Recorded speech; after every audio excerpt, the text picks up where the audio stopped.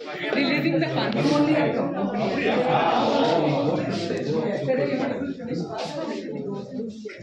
all the groups are there?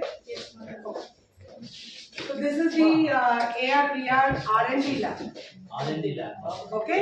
So till now we have not started. Whereas we spoke about this on the first day during this inaugural session, that as per NEP we need to develop lot of immersive technology related content also.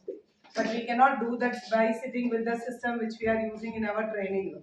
So if you see here, even the monitors and everything is not in that way. This is all curved monitor. Curved monitors. Right? So that here the complete setup is there. So where they will be developing the content here from next year onwards.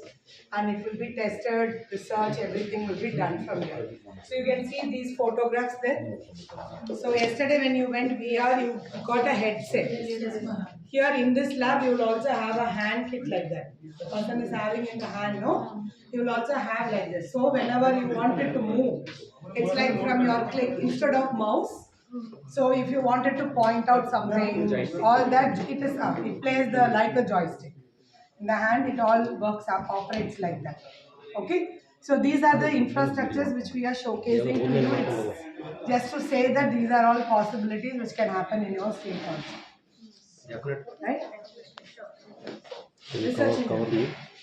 So they will be developing material to pilot it, and then if it all works out, then it will be given to all the countries. So like this, every state has to develop its own infrastructure when the money comes. Sometime money comes, we are not without spending, but we will keep on grumbling throughout the year saying no money, but some or the other money comes back only. So this is something which we are showcasing. These are the possibilities, so that when you go back, when you see now, you can apply something. So wherever you go, so yesterday SCRT Tamil Nadu and SCRT like SPD